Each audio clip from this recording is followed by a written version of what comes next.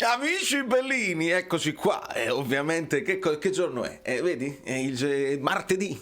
È incredibile.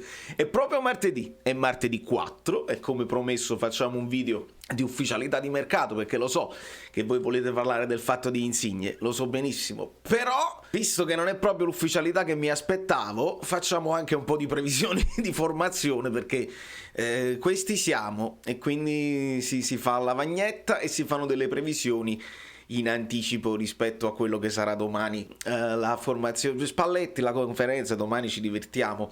Cominciamo. È un marchio pazzesco.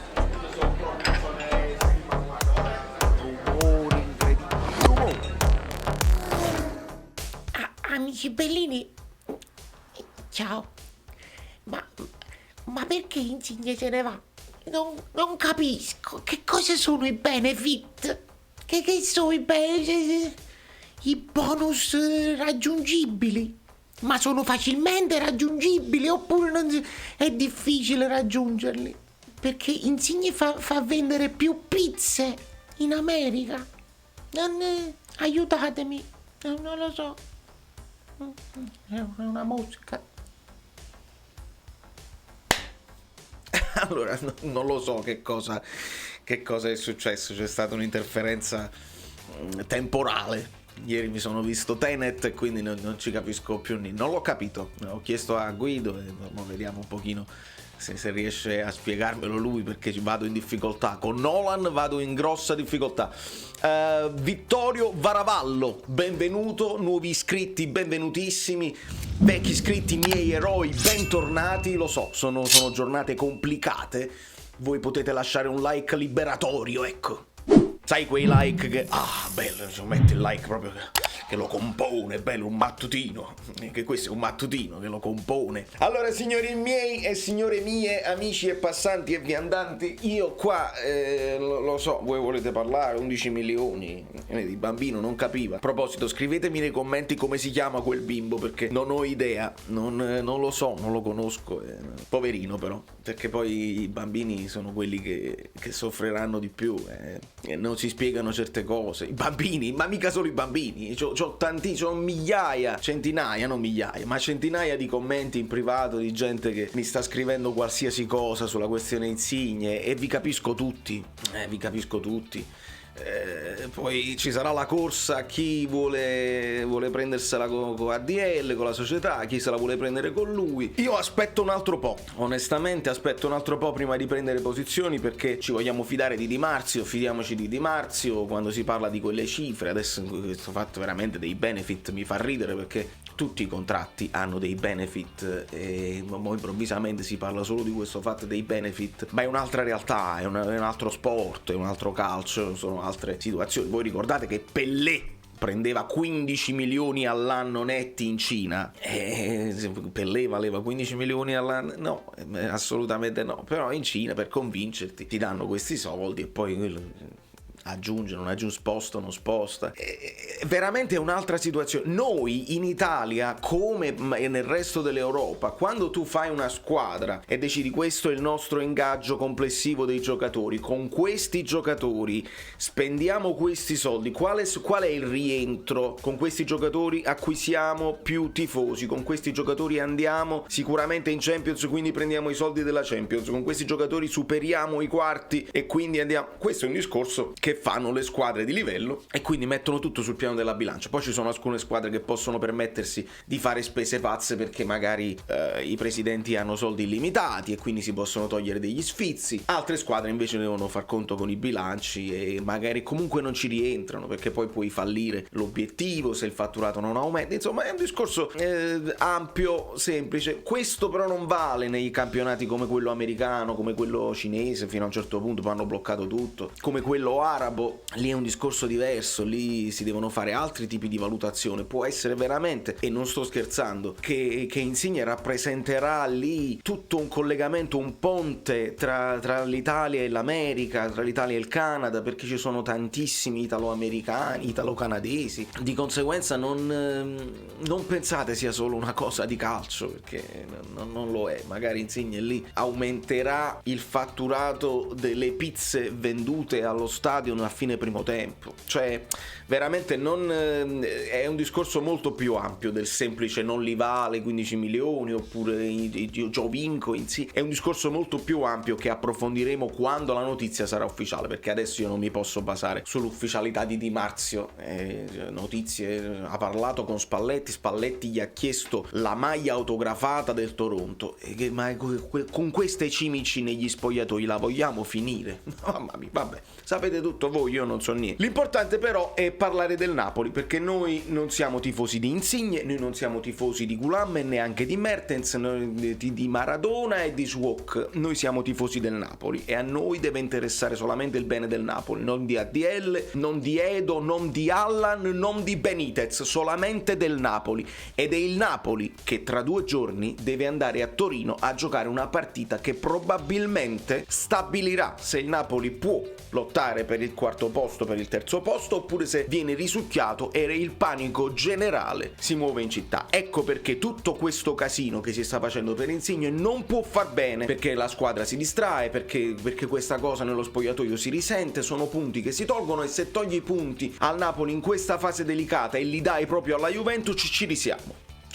E io devo dire le cose come stanno, come me le sento. Di conseguenza, visto che la notizia del giorno non è assolutamente il contratto di Insigne, perché non ci interessa, Insigne sta con noi fino a giugno, perché il Toronto non è cretino che ci regala 15-20 milioni per prenderselo adesso e fare un favore a noi. Il Toronto aspetta, anche perché cominciano a marzo, che se lo prendono per tenerselo lì veramente a fare la farina. Non serve proprio a niente. Di conseguenza loro aspettano e se lo preleveranno probabilmente a fine campionato, sempre che non succede il fatto ma non ci voglio proprio pensare. Noi dobbiamo pensare al Napoli e mi pare evidente che debba fare un Amrabat così, dove ancora non vedete niente, ma è colpa mia, guardate come improvvisamente appare, è pure bello come appare, e dobbiamo fare delle ipotesine, delle ipotenusa praticamente.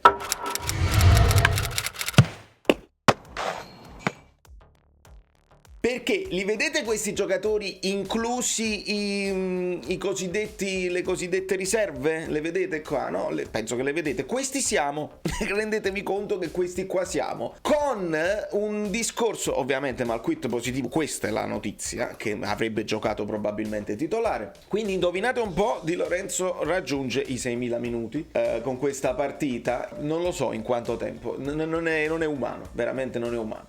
Rachmani deve giocare, Juan Jesus deve giocare, e qui abbiamo il primo dubbio: Gulam o Zanoli. Quindi far giocare un giocatore che lui si considera pronto, ma che in campo Guido Gentile mi conferma, perché io non dico stupidaggini, perché ho i miei collaboratori che amichevolmente mi aiutano quando c'è bisogno così. I minuti di Gulam in questo campionato sono 27, 4 più 9 più 11, compresi i recuperi, grazie Guido Gentile. 27 minuti, un giocatore pronto come Gulam gioca più di 27 minuti, gioca titolare in questo Napoli, quindi per me Gulam non è pronto. Ci aggiungiamo, se la sua nazionale non se lo chiama e chiama un Koulibaly infortunato, un Osimhen infortunato che poi deve rinunciare alle altre nazionali, e non chiamano Gulam, vuol dire che è un giocatore che non è pronto. Voi ricordate che una volta Gulam addirittura rinunciò alla sua convocazione nazionale per rimanere a Napoli e prepararsi? Non è questo il caso, altrimenti la notizia sarebbe uscita. Lo sapete come Gulam ama il Napoli e come il Napoli ama Gulam, quindi sarebbe uscita questa notizia bene. Non è stato questo il caso, poi smentitemi,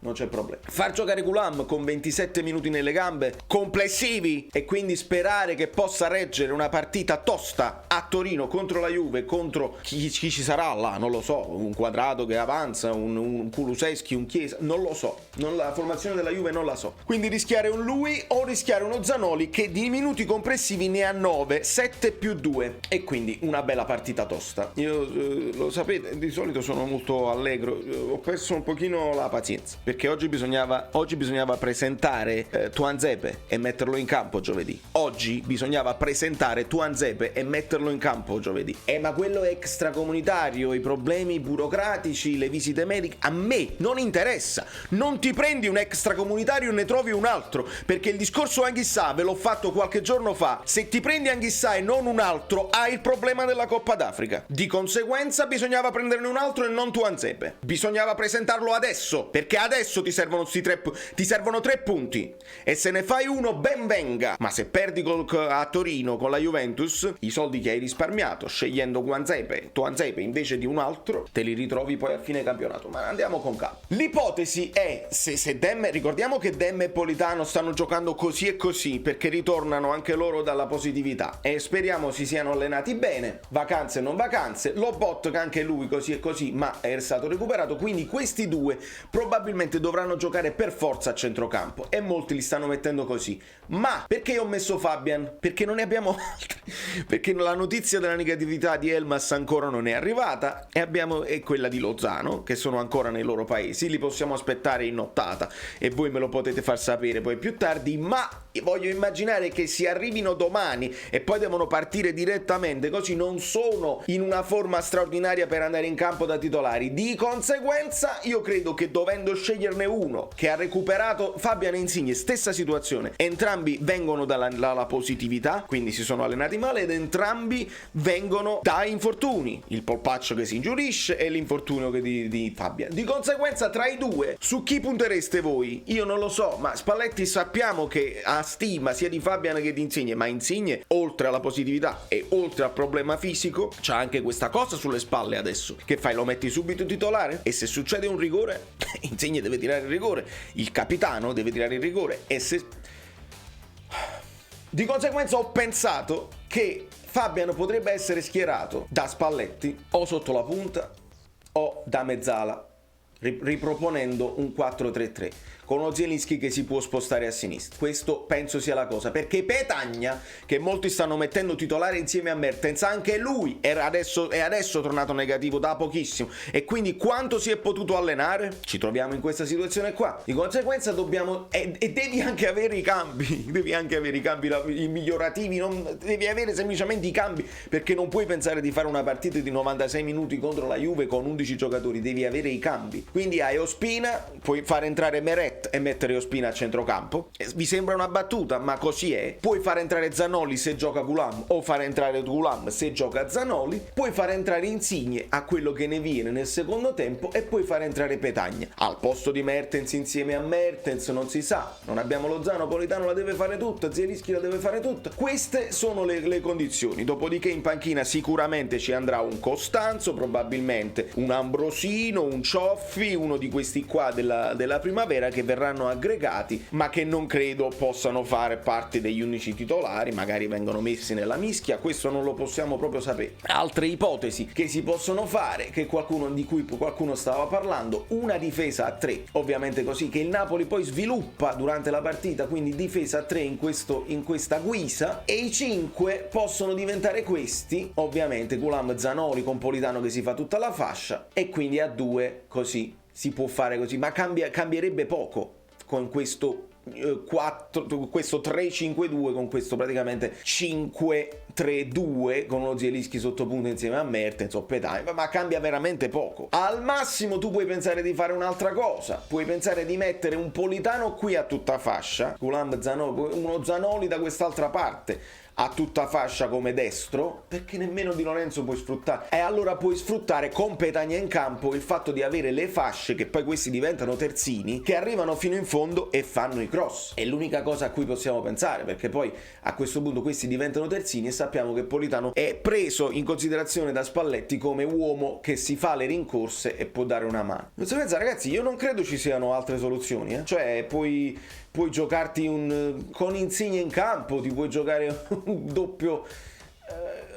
attaccante così, con il 4, o li consideri la doppio trequartista con Gulam da una parte e Politano dall'altra, ma veramente non c'è altra soluzione. Quindi io credo che si vada a Torino senza molte speranze, e non è questione di piangere.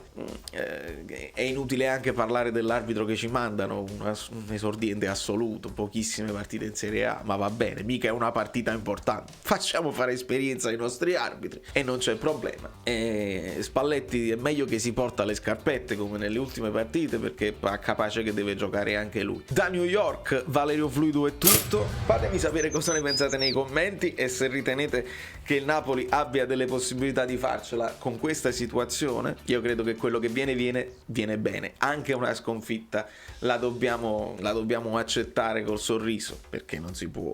Io ho fatto un video che fondamentalmente sto tutto incazzato, ma più che altro perché in una situazione di emergenza così devi fare quello che devi fare, devi comprare 2 o 3 giocatori. Siamo passati da terzino sinistra, ma quando mai? Ci manca tutto. Ma quello poi tornano, eccetera eccetera. Ho capito. Nel frattempo stai dando 3 punti alla Juve che non vanno a te, che ti salgono addosso. Atalanta che scappa. Sono pessimista? Ditemi come si fa a essere ottimisti. Ciao, sono Saveria Solida. Se arriviamo a 15.000 iscritti su YouTube è una cosa di cortesia, ma secondo me dovreste seguirlo anche su Instagram, @ValerioFluido. Fa tutte queste cose, credi? Sei iscritto pure a TikTok? Niente più, dai, basta, sei cringe. Quante cose.